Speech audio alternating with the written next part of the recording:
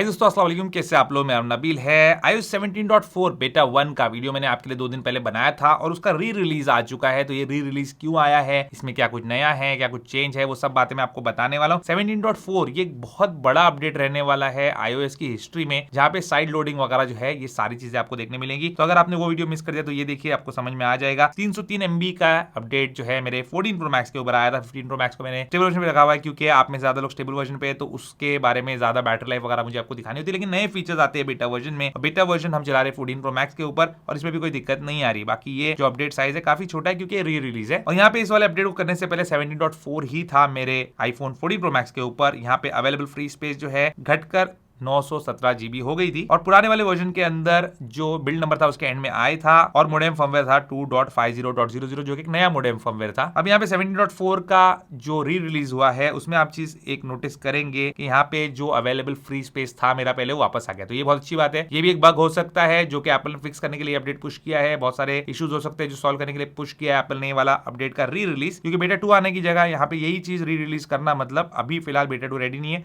और ये रेडी था, इसका फिक्स रेडी था, तो इसको पुश किया एप्पल ने। और इस वाले अपडेट के बिल्ड नंबर के एंड में जो है यहाँ पे आपको के देखने मिलेगा। लेकिन मोडेम फर्मवेयर के अंदर कोई चेंज नहीं है, क्योंकि मोडेम फर्मवेयर का कोई इशू था नहीं, तो सेम मोडेम फर्मवेयर ही यहाँ पे कंटिन्यू हो रहा है। अब यहाँ पे iOS 17.4 बेटा 1 ये एक बहुत इंपॉर्टेंट अपडेट है और यहाँ पे जो ऐप स्टोर है इसके अंदर काफी सारी चीजें जो है वो चेंज होने वाली है। ऐप स्टोर से ही नहीं बल्कि दूसरे ऐप स्टोर भी आपको ऐप डाउनलोड करने का मौका देने वाले हैं। तो ये काफी अच्छी चीज होगी, जहाँ पे साइड लोडिंग आप कर सकते हो, लेकिन केयरफुल रहना आपकी रिस्पॉन्सिबिलिटी होगी। आपका कोई भी डेटा वगैरह चोरी नहीं होना चाहिए। हालांकि उसके अंदर बहुत सारी चीजें ऐसी एप्पल ने दिया है जिसकी वजह से मैलवेयर से आप प्रोटेक्ट भी हो जाएंगे। तो iOS 17.4 एक बहुत इंपॉर्टेंट अपडेट इसलिए भी है और ये फ्रॉड और स्कैम वगैरह से प्रोटेक्ट करने के लिए भी जो है यहाँ पे बहुत सारे एप्पल ने प्रोविजंस किए हुए हैं। फिलहाल इंडिया के अंदर नहीं बल्कि हम जो है EU के अंदर ये चीज को इंप्लीमेंट होता देखेंगे। EU यानी कि यूरोपियन यूनियन, और यूरोपियन यूनियन के अंदर जो कंट्रीज है उनके अंदर ये सारे चेंजेस आपको देखने मिलने वाले। इसी के साथ सफारी के अंदर बहुत सारे चेंजेस एप्पल ने किया है इस नए अपडेट के अंदर, जहां पे सफारी के अलावा आप थर्ड पार्टी ब्राउजर को भी सेट कर सकते हो। तो डक डक गो है या दुनिया भर के कोई ब्राउजर है, कोई भी लिंक आप ओपन करेंगे सफारी में नहीं, उस ब्राउजर में ओपन होगा। अगर आप चाहे तो वो भी सेट कर पाएंगे। और ऐप स्टोर में देखिए क्या क्या चेंजेस है। पेमेंट सर्विस जो है ऐप स्टोर की, उसमें भी आप जो है ऑल्टरनेट मेथड चूज कर सकते हैं। अभी क्या होता है, एप्पल 30% कमीशन लेता है और इसकी वजह से आपको भी महंगा पड़ता है। अभी यूट्यूब प्रीमियम ही देख लो, आप आईफोन पे लेने जाओ और एंड्रॉइड पे लेने जाओ, आपको फर्क देखने मिलेगा ट्विटर का या कोई भी इंस्टाग्राम का। तो अब आप जो है वो सब प्रॉब्लम्स फेस नहीं करेंगे EU के अंदर, यूरोपियन यूनियन के अंदर। आई होप के इंडियन गवर्नमेंट में प्रेशर डाले और यहाँ पे भी ये चीज हो और ये सब चीजें जो है, ये सब चेंजेस और पॉजिटिव चेंजेस आपको देखने मिल रहे हैं iOS 17.4 में। यहाँ पे ये चीज के बारे में एप्पल ने खुद बताया कि रिड्यूस कमीशन रहेगा, पेमेंट प्रोसेसिंग फी के नए ऑप्शंस आपको देखने मिलेंगे और कोर टेक्नोलॉजी फी के अंदर भी जो है चेंजेस नजर आएंगे, जहां पे आपको ही बेनिफिट होने वाला है इसका। इसके अलावा ये जो अपडेट है दोस्तों, इसके अंदर NFC पेमेंट जैसे मैंने आपको बताया उसका भी ऑप्शन देखने मिलेगा। तो सेटिंग के अंदर अगर आप नीचे जाते हो और यहाँ पे जाते हो प्राइवेसी एंड सिक्योरिटी में और फिर नीचे जाते हो तो यहाँ पे कॉन्टैक्टलेस एंड NFC का ऑप्शन है। यहाँ पे वो एप्लीकेशन आपको नजर आएंगे जो कॉन्टैक्टलेस NFC पेमेंट वगैरह सपोर्ट करते हैं। जैसे आप देखते हैं एंड्रॉइड फोन के अंदर गूगल पे और ये सारी चीजों से या सैमसंग पे से आप NFC पेमेंट कर सकते हैं, वायरलेस पेमेंट कर सकते हैं। एप्पल में पॉसिबल नहीं है, सिर्फ स्कैन करके आप पेमेंट कर पाते हो। तो ये सब चीजें भी आपको देखने मिलेंगी और आप लोग भी थोड़ा सा जो है इस बारे में प्रेशर बनाइए गवर्नमेंट के ऊपर कि गवर्नमेंट भी ये चीज जो है इंप्लीमेंट करे, ट्विटर वगैरह पे डाले, ताकि इंडिया भी हमको ये सारे फीचर्स जो है देखने मिल जाए, क्योंकि एप्पल पे ही यूज करना ये बेकार की जबरदस्ती है। इस पर्टिकुलर री रिलीज वाली जो बिल्ड है इसके अंदर एक नया फीचर आया है, जहां पे क्लॉक के अंदर जो स्टॉप वॉच है उसकी भी लाइव एक्टिविटी आपको देखने मिलेगी। तो यहाँ पे इसको स्टार्ट करते हैं, स्वाइप अप करते हैं तो ये लाइव एक्टिविटी यहाँ पे डायनामिक आइलैंड में चला गया। यहाँ पे आप प्रेस होल्ड करेंगे तो यहीं से इसको रीस्टार्ट कर सकते हैं, पॉज कर सकते हैं। फोन को अगर आप लॉक करते हो तो यहाँ पे लॉक स्क्रीन पे भी आपको ये लाइव एक्टिविटी जो है देखने मिल जाती है। तो ये नया लाइव एक्टिविटी यहाँ पे ऐड किया गया है। iOS 17.4 बेटा 1 री रिलीज के अंदर एक और चीज यहाँ पे देखने मिली है कि कोड के अंदर जो tvOS है उसका नया नाम होम OS करके यहाँ पे एप्पल ने इस्तेमाल किया है। तो शायद यहाँ पे tvOS जो अलग से एप्पल दे रहा था उसको होम OS करके नया नेम यहाँ पे देने जा रहा है, ताकि होम का आपका जो भी कंट्रोल है जैसे टीवी है या दूसरी चीज है वो सारी एक जगह से कंट्रोल हो जाए और यही नाम के OS अपडेट्स आपको वहां पे देखने मिलेंगे। ये सब के अलावा दोस्तों काफी सारे बग फिक्सेस भी एप्पल ने यहाँ पे इस वाले अपडेट में किया है और री रिलीज के अंदर अगेन आपको काफी सारे बग फिक्सेस जो है वो देखने मिलेंगे। लेकिन अभी पूरी तरह से रेडी नहीं है ये iOS 17.4 का वर्जन। तो अभी अगर आप स्टेबल वर्जन पे तो जाके ये करने की जरूरत नहीं, और आपको साइड लोडिंग वैसे भी इंडिया में मिलने वाली नहीं है, यूरोप वगैरह में ही मिलने वाली है। तो उसके लिए आप वेट करेंगे तो बेटर रहेगा। 17.4 जब आएगा तब शायद आपको इंडिया के लिए कोई अपडेट वगैरह देखने मिले, लेकिन उसके लिए गवर्नमेंट ऑफ इंडिया को प्रेशराइज करना पड़ेगा। बाकी यहाँ पे ज्यादा टाइम आपका वेस्ट नहीं करूंगा। नेटवर्क के अंदर कोई चेंजेस नहीं है, क्योंकि यहाँ पे कोई भी नया मोडेम फर्मवेयर नहीं है। बैटरी हेल्थ एंड चार्जिंग में 92% पे अपनी बैटरी हेल्थ है, जो कि पहले भी थी, तो यहाँ पे कोई ड्रॉप नहीं है। बैटरी लाइफ में यहाँ पे बता नहीं सकता क्योंकि अपना जो प्राइमरी फोन है वो मेरा 15 Pro Max इस पे स्टेबल वर्जन चल रहा है, तो इसलिए ये वाले वर्जन का हम बैटरी लाइफ तब देखेंगे जब इसका स्टेबल वर्जन आएगा। स्टोरेज जैसे मैंने आपको बताया पहले कम थी, अब बढ़ गई है, तो यहाँ पे फिर से जो मेरी स्टोरेज थी